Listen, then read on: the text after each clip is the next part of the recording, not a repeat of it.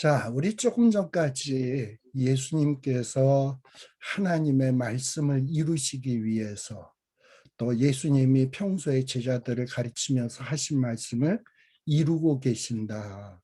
그리고 그걸 이루시기 위해서 억울한 재판, 그리고 거짓 증인, 거짓 증거, 그리고 말도 안 되는 상황에서 정말 말씀을 이루기 위해서 담담하고 차분하게 하나님의 말씀을 이루어가는 모습들을 살피었습니다. 근데 예수님이 이렇게 하나님의 말씀을 담담하게 이루고 있는 그 모습은 바로 예수님의 겟세마네 기도가 있었기 때문이다라는 말씀을 드렸습니다. 이전에 제가 하나님의 예정에 대해서 좀 말씀을 드린 적이 있었어요. 하나님의 예정. 이 하나님의 뜻하신 것, 하나님이 계획하신 것은 반드시 이루어집니다. 물론 어떤 사람은 하나님의 뜻이 이루어지기 위해서 하나님의 뜻에 합하여서 그것을 함께 이루기 위해서 동참하는 사람이 있는가 하면, 어떤 사람은 하나님의 뜻이 있는데 거기에 거스리는 행동을 하지만 그 거스리는 행동이 궁극적으로는 하나님의 뜻을 이루는 결과를 갖고 온다 그랬죠. 그런 사람도 있어요.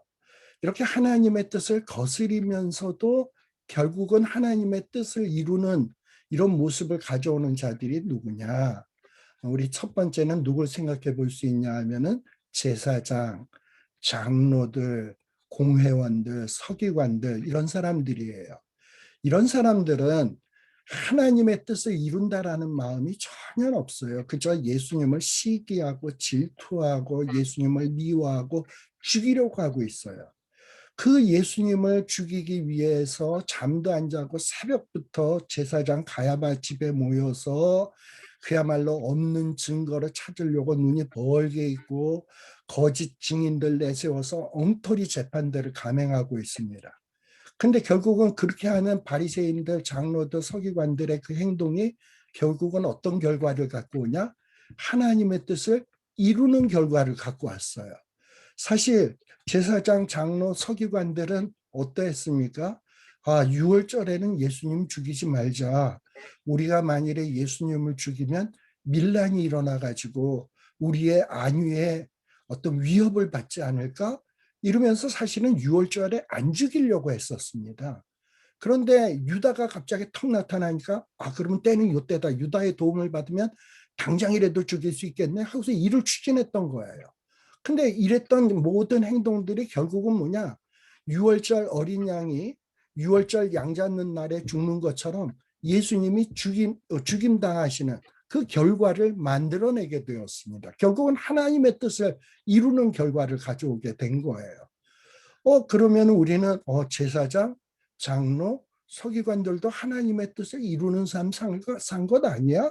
뭐 이런 생각이 들 것 아닙니까? 또 유다도 그래요.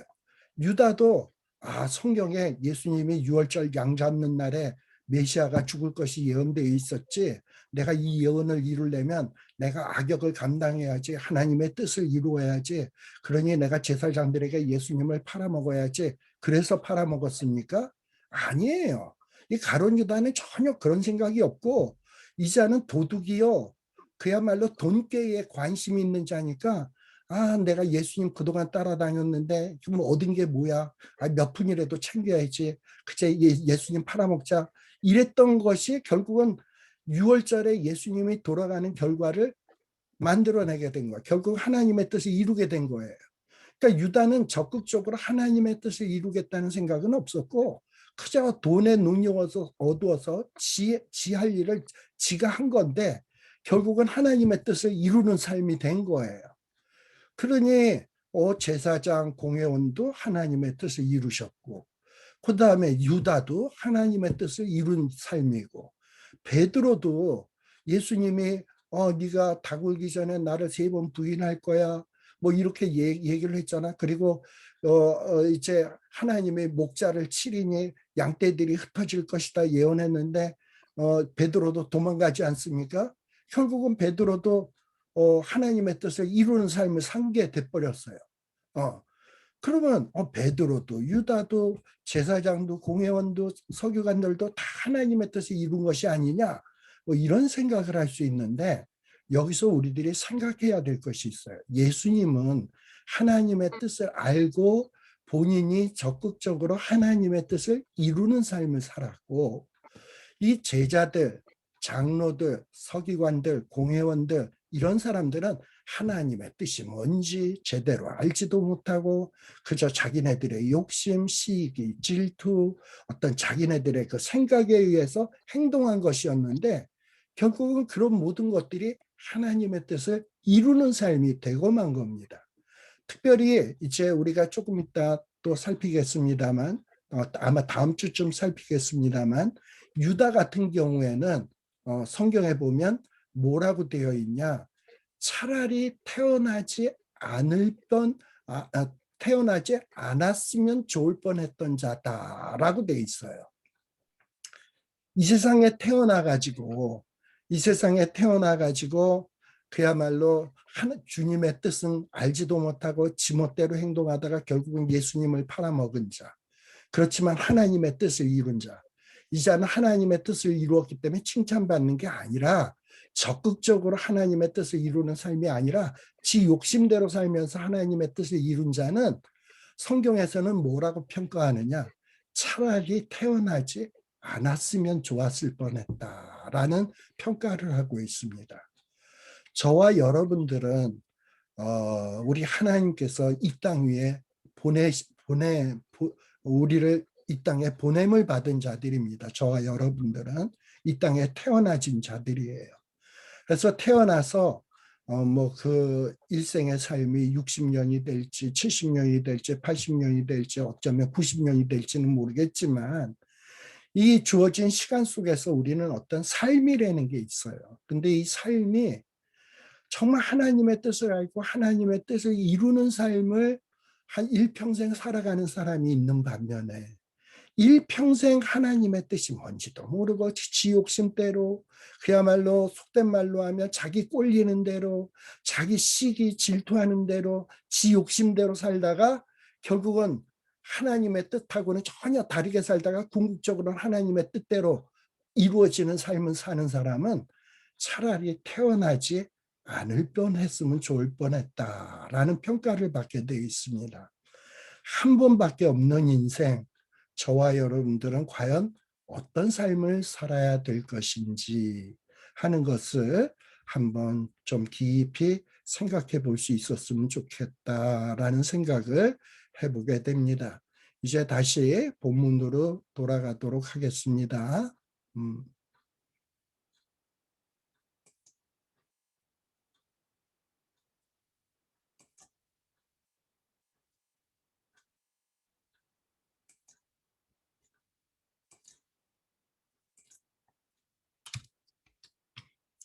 자, 우리 조금 전까지 아주 담담하게 차분하게 억울한 상황 속에서도 하나님의 뜻을 이루는 예수님의 모습을 살피었습니다. 반면에 이제는 예수님과 대조가 되는 베드로의 모습이 교차돼서 69절서부터 베드로의 모습이 나오고 있습니다. 자, 69절에 보면 제가 이렇게 노란색으로 하이라이트 친 부분을 여러분들이 좀 중점적으로 볼 필요가 있습니다. 베드로가 처음에는 이 가야바 제사장의 집 바깥뜰에 있었습니다. 바깥뜰에. 멀찍이에서 따라오다가 안에까지 못 들어오고 바깥뜰에 있는데, 안뜰에는 먼저 요한이 들어가서 아마 제사장에게 얘기했는지 제사장의 사환에게 얘기해서 이 바깥뜰에 있는 베드로를 안뜰로 들어오도록, 뜰 안으로 들어오도록 이렇게 해준 것 같아요. 그런데 한 비자는 누구냐면 계집 여종입니다. 계집 여종이 베드로의 모습을 딱 보고서는, 야, 너 갈릴리 사람 예수와 함께 있었지? 하고 얘기한 거예요. 지금 베드로를 신문하고 있는 자는 제사장도 아니고 뭐 장로들도 아니고 한 보잘것없는 계집 여종이 베드로에게 너 갈릴리 사람 예수와 함께 있었지? 라고 얘기하는 거예요. 예수님은 서슬시퍼런 제사장의 신문을 받았습니다. 그런데도 담대했어요. 근데 베드로는 한 계집 여종이 너 갈릴리 예수와 함께 있었는데 이러고 얘기를 한 거예요. 그랬더니 70절에 보면 베드로는 어떻게 하냐? 계집 요정이 말한 것을 듣고서는 거기에 모여있는 모든 사람 앞에서 예수님을 부인했다. 나 네가 말하는 것이 뭔지 모르겠는데 모르긴 뭘 몰라요. 갈릴리서부터 여지껏 예수님 따라다녀 놓고서는. 이러고서는 아주 시침이 뚝 떼고 예수님을 부인하고 있습니다. 자, 71절에 아마 요한이 베드로를 들어오라고 했는지 이 문 앞에 있었던 베드로를 앞문까지 나아가니 다른 비자가 이제 베드로를 들어오라고 하니까는 이제 안뜰로 들어가면서 안뜰에 들어갔을 때 또 다른 계집 요정, 이제 다른 계집 요정이 베드로를 보고 또 거기에 있는 사람들에게 말하되 이 사람은 나사렛 예수와 함께 있었다라고 얘기를 하는 거예요. 처음에는 69절에서는 계집 요정이 베드로와 1대1로 대화한 장면입니다. 1대1로 얘기를 하면서 너 예수와 함께 있었는데 이랬는데 부인했어요. 근데 두 번째는 상황이 조금 더 심각해요. 또 다른 계집 요정이 이제는 베드로에게 말하고 있는 게 아니라 베드로는 여기 있고 베드로 옆에 있는 사람들에게 이 사람은 나사렛 예수와 함께 있었어요 하고 얘기를 하는 거예요. 그러니까 베드로는 이 여정이 자기한테 조용히 직접 얘기하는 게 아니라 사람들한테 그냥 완전히 공개적으로 얘기하니까 얼마나 당황합니까? 이러니까 이제 베드로는 그 위기를 모면하기 위해서 어떻게 하냐?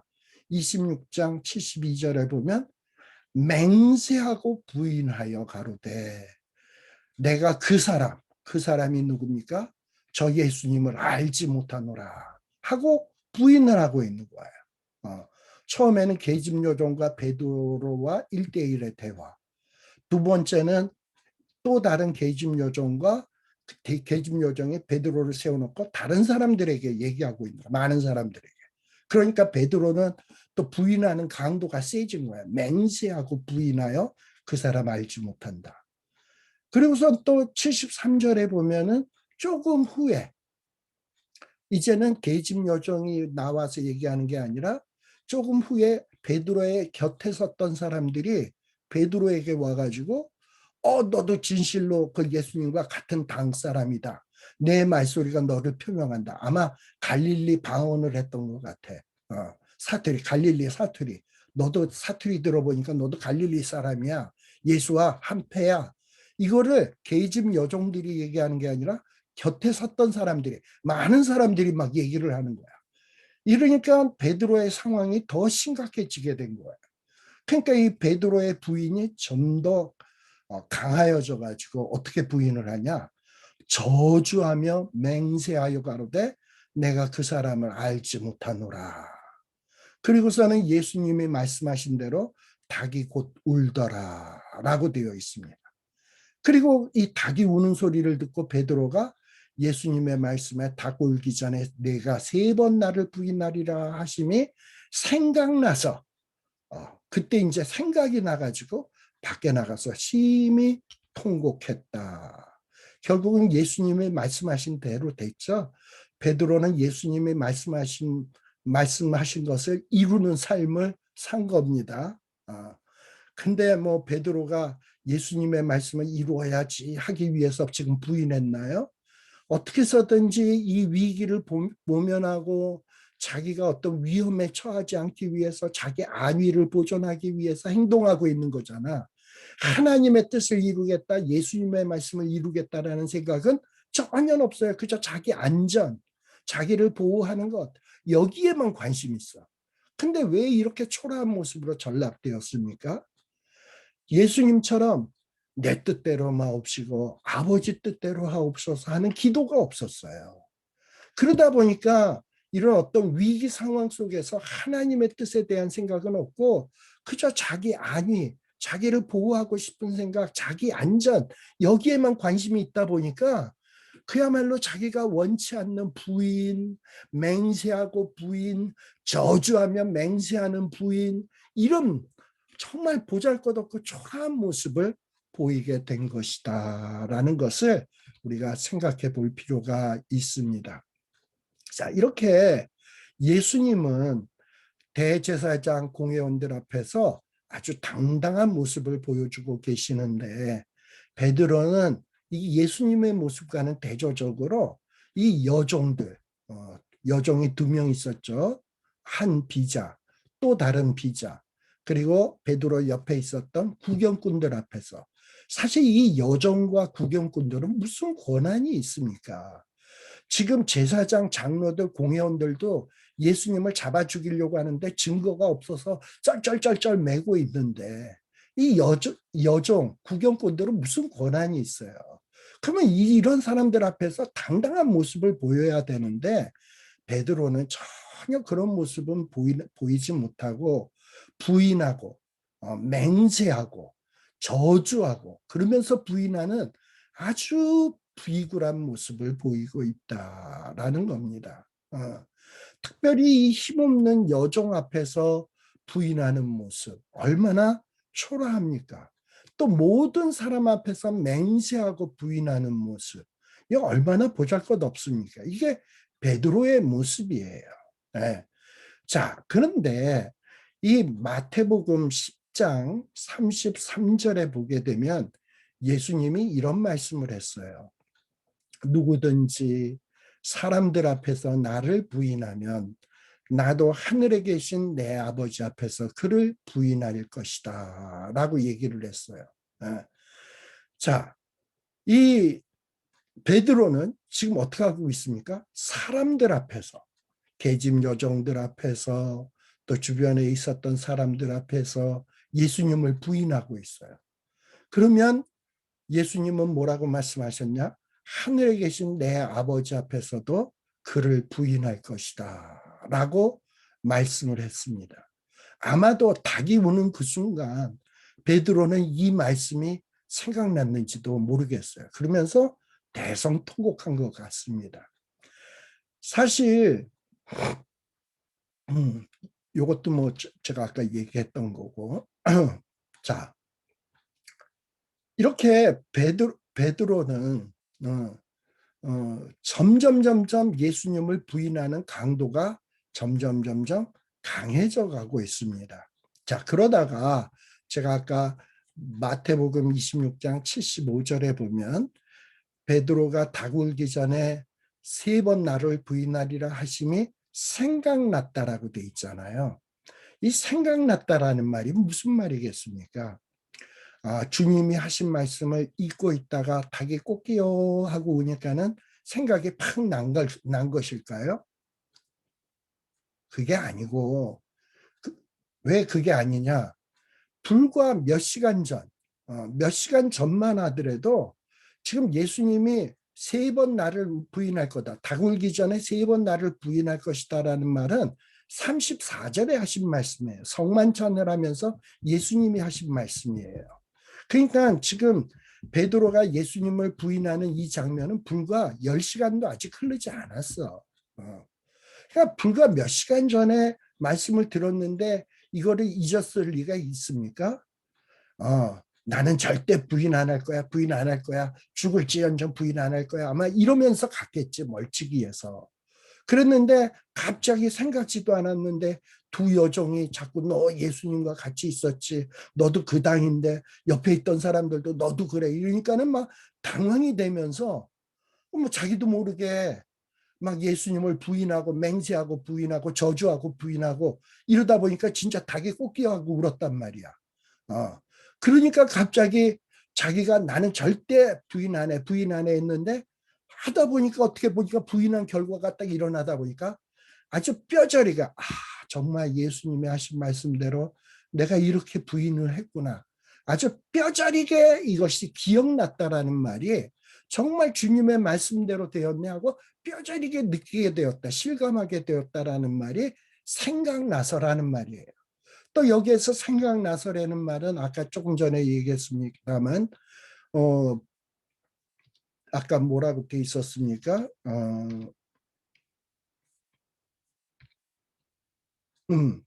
여기 제일 밑에 보면 사람들 앞에서 나를 부인하면 나도 하늘에 계신 내 아버지 앞에서 그를 부인할 것이다. 이 말씀도 생각나지 않았을까 싶어요. 그러니 이 베드로가 얼마나 이 다구는 소리를 듣고 얼마나 당황스러웠을까요? 정말 예수님 말씀대로 되었네. 근데 예수님이 전에 이런 말씀도 하셨는데 네가 만일에 나를 부인하면 하나님 앞에서 나도 너를 부인할 거야. 이제 나는 예수님에게 부인당하게 되었네. 이러고선 아주 뼈저리게 실감하게 되니까 통곡을 하게 되었다라는 거예요. 왜 이렇게 초라한 결과를 초래하게 되었나? 거듭 제가 말씀드렸습니다만 호언장담만 했을 뿐 기도로 준비를 못했어요. 그러다 보니까 이런 초라한 결과를 가져오게 되었습니다. 그래서 이 자신의 잘못을 깨달은 베드로는 밖에 나가서 아주 통곡을 하면서 울었다. 75절에 보면 밖에 나가서 심히 통곡하니라 라고 지금 기록을 해주고 있습니다. 자, 근데 이렇게 베드로가 자기의 잘못을 깨닫고 즉각적으로 회개를 하죠. 예. 자, 그런데 이 즉각적인 회개를 하는 것도 왜 회개를 하게 되었나? 마태복음 12장 32절에 보면 예수님이 이런 말씀도 하셨어요. 또 누구든지 말로, 이건 입으로 하는 말로 인자를 거역하면 사심을 얻되 누구든지 말로 성령을 거역하면 이 세상과 오는 세상에서도 사심을 얻지 못하리라 라는 말씀이 나와요. 자, 지금 베드로가 예수님을 부인한 것은 두 여종 앞에서 예수님을 부인했죠. 한 번은 그냥 부인했고 맹세하고 부인을 했습니다. 그 다음에는 주변 사람들이 얘기할 때에 저주하면서 부인을 했습니다. 근데 그거는 다 누구를 부인한 거냐? 예수님을 부인했던 거야. 예수님을 부인을 했어도 예수님을 부인했어도 회개를 하면 예수님은 사하심을 얻는다라고 말씀을 해주고 있어요. 그런데 사하심을 받지 못하는 죄는 뭐냐? 말로 부인을 하는데 누구를 부인하면 성령을 거역하면 이 세상과 오는 세상에서도 사하심을 얻지 못하리라. 아마도 지금 요 12장 32절 같은 예수님의 말씀을 누가 주셨을까? 성령님이 주셨을 것 같아. 성령님이 야, 너 지금 예수님 부인했지. 예수님을 말로 부인했지. 맹세하면서 말로써 부인했지. 저주하는 말로 예수님 부인했지. 그래? 그래도 네가 지금이라도 깨닫고 통곡하고 회개하면 사심을 얻을 수 있어. 그러니 회개해. 했을 때 이런 말씀이 생각나서 베드로는 나가서 심히 통곡하면서 회개했던 것 같아요. 그래서 베드로는 사심을 얻습니다. 근데 성령님께서 야, 네가 말로 예수님을 부인했어? 맹세하면서 부인했어? 저주하면서 부인했어? 그래도 네가 회개하면 사심을 얻을 수 있어. 성령님이 이렇게 말씀을 해주시는데 그 성령의 말도 거역하면 어떻게 됐나? 이 세상과 오는 세상에서도 사심을 얻지 못한다라는 거예요. 그러니 지금 이 베드로는 성령을 거역한 건 아니에요. 예수님을 부인하긴 했어도 성령님께서 너 지금이라도 회개하면 암만 예수님을 말로 부인했다 하더라도 회개하면 너가 사심을 얻을 수 있어. 회개해. 이게 생각나서 아마도 회개한 것으로 추정이 됩니다. 자, 아까 베드로는 예수님을 점점 더 강하게 부인했다 그랬어요. 자, 이렇게 베드로가 예수님을 이렇게 부인한 것은 과연 베드로가 겁쟁이였을까? 우리가 한번 생각을 해볼 필요가 있습니다. 과연 베드로가 겁쟁이인가? 이렇게 예수님을 부인했으니까. 자, 근데 이런 어떤 질문을 가지고 생각을 해봐야 되는데요. 자, 베드로가 첫 번째 예수님을 부인한 장소는 어디였냐? 바깥뜰에 있을 때였습니다. 69절. 바깥뜰에 있을 때. 그때 한 비자가 왔을 때 부인을 했어요.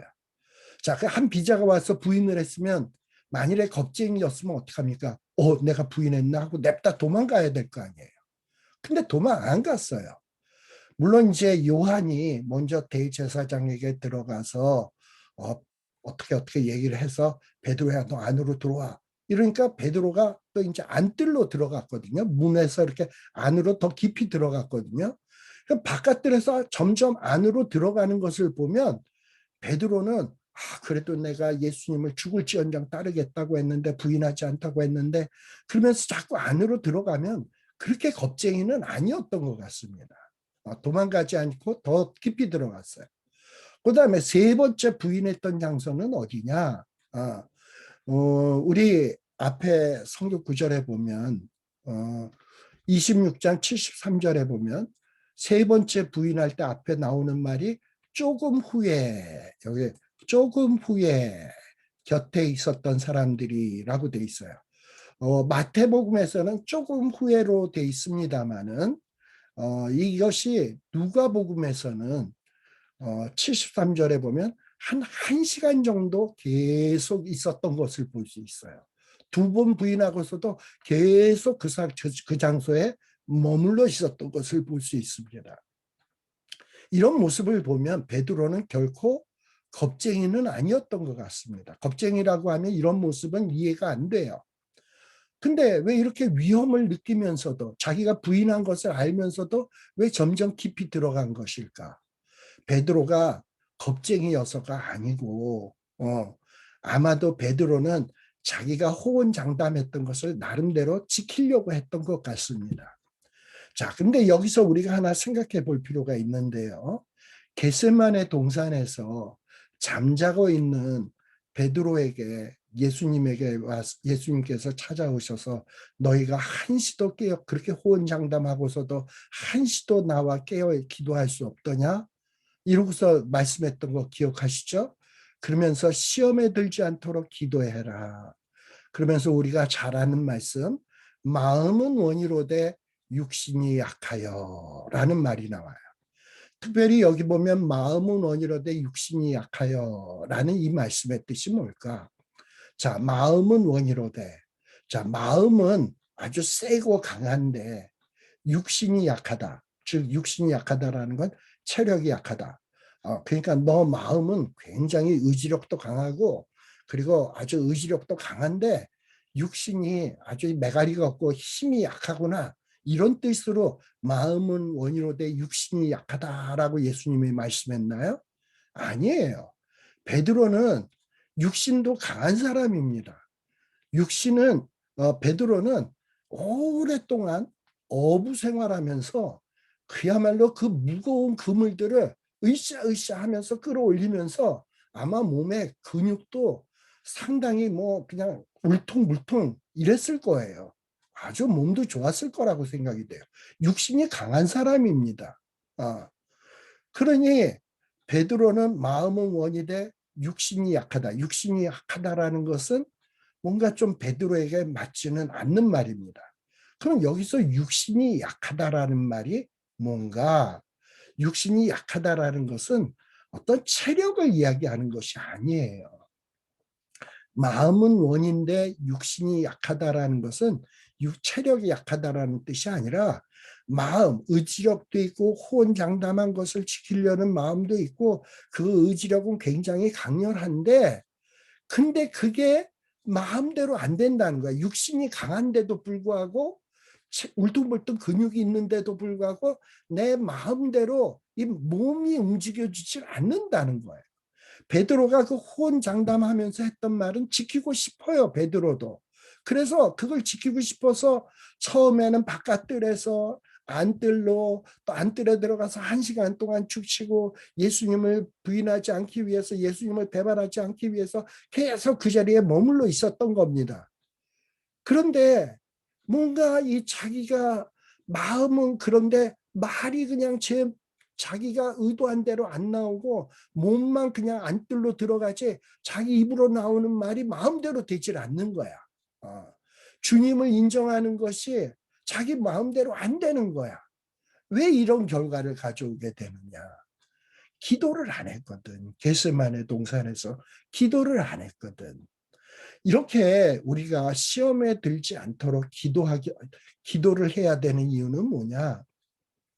우리가 기도를 하지 않으면은 어떤 성령님의 도우심을 받을 수가 없어요. 또 성령님의 도우심을 받지 않으면 암만 내 마음의 의지도 있고 바램도 있고 소원도 있어도 그 마음 먹은 것이 마음대로 안 돼. 마음대로 안 된다라는 거예요. 어, 여러분, 세상에서 제일 제일 안 되는 게 뭡니까? 뭐냐면 내 마음 먹은 대로 안 되는 것이 참 게 제일 힘들어. 제일 힘들어요. 이 베드로도 마음은 부인하고 싶지 않아요. 그런데 자신의 입은 전혀 그 마음대로 되질 않아. 베드로는 아직 성령에 충만하지 못합니다. 충분한 기도가 없어서 그래요.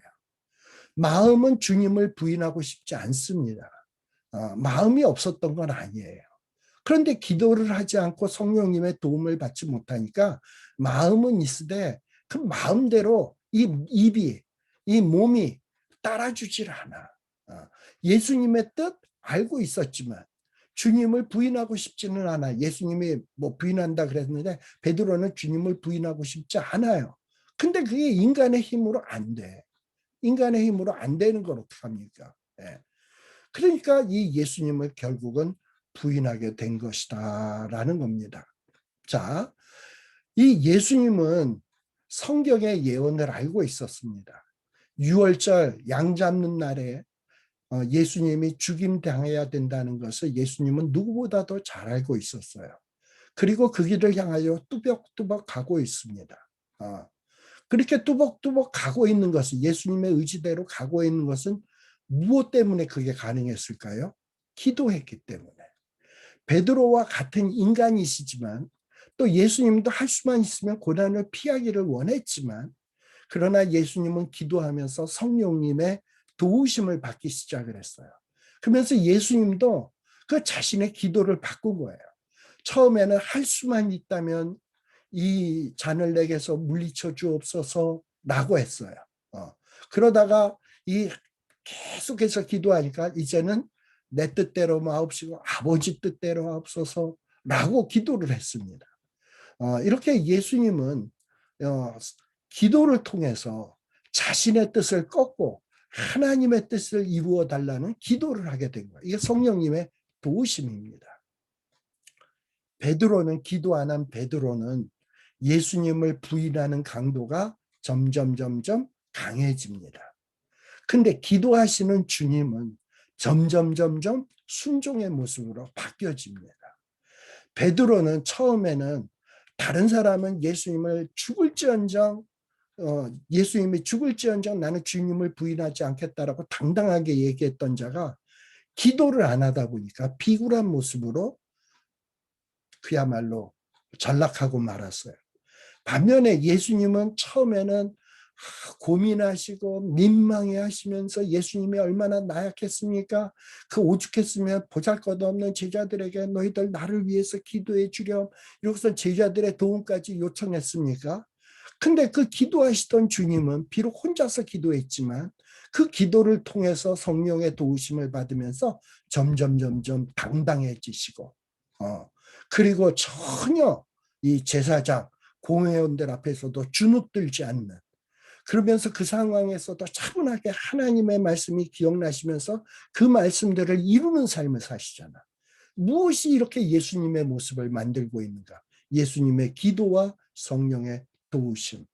고통스러워하셨던 주님은 기도를 마친 후에 담대하게 변화되어지셨어요.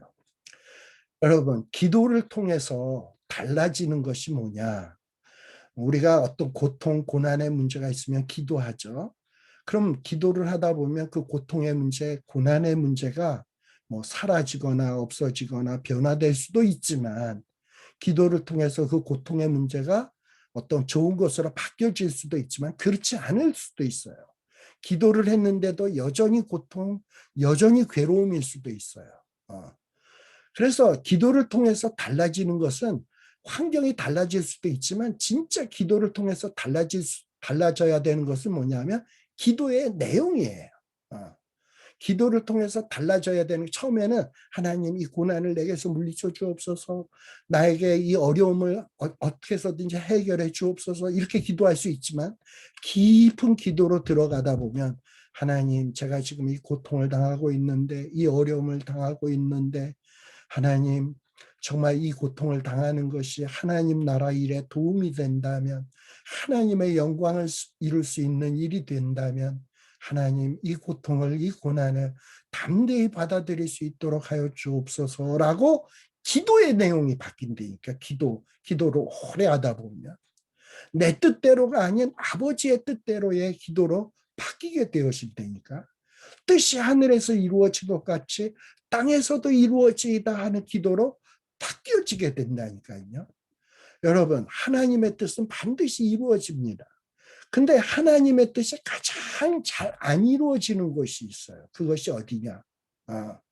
사람의 마음이에요. 하나님의 뜻이 가장 잘 이루어지는 곳들은 어디냐? 하늘, 땅, 산, 이런 거야.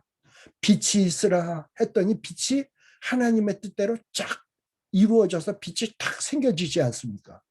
하늘과 땅아 나뉘어지라 했더니 쫙 나누어지지 않습니까?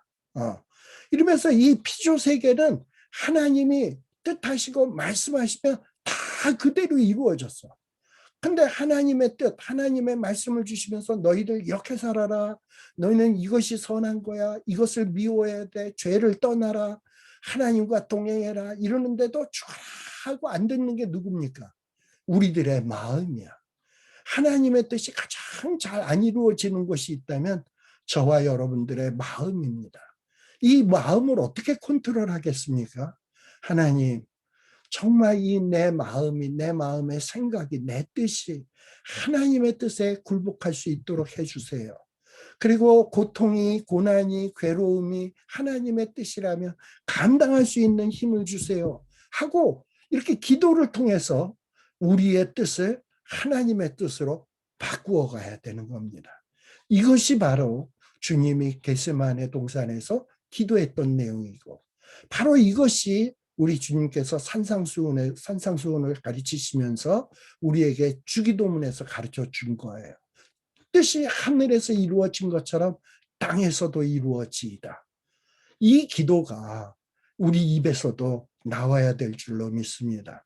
그래서 겟세마네 동산의 이 기도에, 이 예수님의 기도를 배워서 정말 이 고통과 시련 앞에서 담대하게 승리하시는 이 주님의 모습을 따라가야 될 거예요.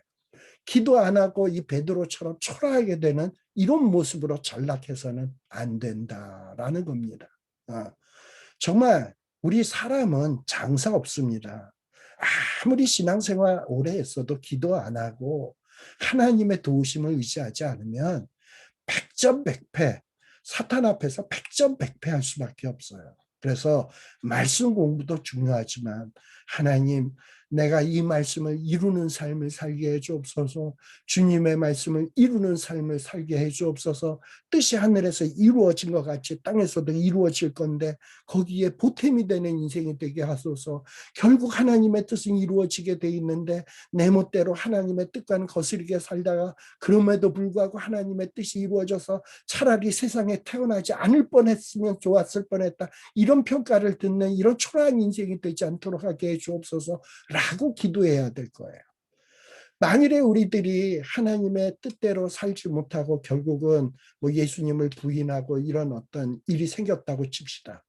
그때라도 성령이 속삭여 주시는 말씀을 들어야 돼. 야, 인자를 부인했어? 그래도 회개하면 사심을 얻을 수 있어. 근데 지금 성령님이 너에게 회개하라고 촉구하고 있지? 그러면 그 성령님의 그 명령에 순종해서 회개해. 근데 이 회개하는 이 기도도 하지 않으면, 성령을 거스리게 되면 이 세상에서도 또 영원히 사심이 없어.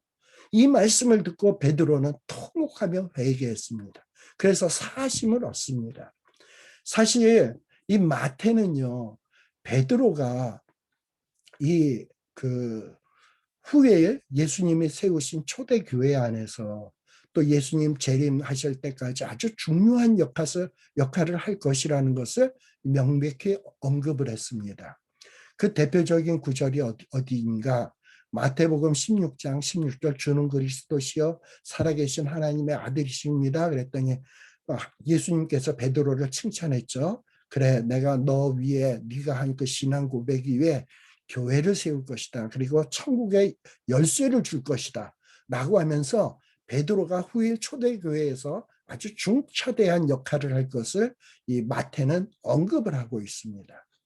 그런데 이 마태복음에는 이 베드로가 예수님을 부인하고 난 뒤 이 베드로가 이 명예가 회복되는 언급이 없어요. 반대로 이 요한복음에서는 요한복음 21장 15절에서 19절에 보면 예수님이 부활하신 다음에 예수님을 한번 만나죠. 그러면서 이제 베드로를 만났을 때 베드로야 네가 나를 사랑하느냐 그랬더니 주께서 아시나이다. 베드로야 네가 나를 사랑하느냐 3번씩이나 묻잖아. 예수님이 베드로가 3번씩 부인한 거를 알고 의도적으로 3번 물었는지도 모르겠어요. 그랬을 때 베드로는 어쩔 줄 몰라가지고 사랑합니다 이렇게 얘기는 못하고 이제는 감히 사랑합니다라고 말은 못하고 주께서 하시나이다 주께서 하시나이다 주께서 하시나이다 그러잖아요. 그러고 난 다음에 예수님이 뭐라고 얘기합니까? 그래 네가 날 사랑한다고? 그러면 내 양을 먹이라 하면서 베드로에게 내 양을 먹이라고 하는 양들을 목양할 수 있는 이런 어떤 명예, 권세, 어떤 사명을 주시는 이 언급이 나와요. 근데 마태복음에는 베드로에게 그런 예수님이 베드로의 명예를 회복시켜주는 언급이 없다라는 거예요. 그리고 마태복음 요 26장 끝으로 베드로의 모습은 아주 초라한 모습으로 끝나고 맙니다. 그래서 이 베드로의 개인적 역할은 막을 내리게 됩니다. 이제 베드로는 언제 다시금 등장하느냐? 사도행전에서 오순절 성령 강림후에서부터 베드로의 역할이 두드러지게 나타나게 되죠. 자, 이렇게 베드로가 마태복음에서 이렇게 실패로 초라한 모습으로 전락하게 된 원인이 뭐냐? 호언장담, 말로만 호언장담했을 뿐 정말 그것을 이룰 수 있도록 하나님 앞에 겟세마네 동산에 피와 땀을 쏟는 이런 기도가 없었다. 결국은 초라한 모습으로 전락하게 되었다라는 것을 저와 여러분들이 큰 교훈으로 삼으시고 우리가 앞으로 인생의 길을 살아갈 때 얼마나 많은 어려움들이 있겠습니까? 우리가 뭐 알다시피 뭐 이제 주님 재림하실 때가 되면 사탄이 어떤 사탄의 표를 베리칩 같은 것이 될지 뭐 어떤 것이 뭐 뭘지 이렇게 인을 치잖아요. 이 사탄의 표를 치고 표를 받지 않은 자들에게는 그야말로 불이익을 주는 어떤 거대한 환란의 이런 어떤 바람들이 우리에게 닥쳐올 수 있습니다. 이런 때를 대비해서 우리들은 뭘 해야 되냐? 첫 번째는 하나님의 뜻대로 살기 위해서는 하나님의 말씀을 잘 알아야 돼. 근데 머리로만 알면 안 되고 하나님 내가 이 말씀들을 이제 배웠는데 이 말씀을 이루는 삶을 살게 하옵소서.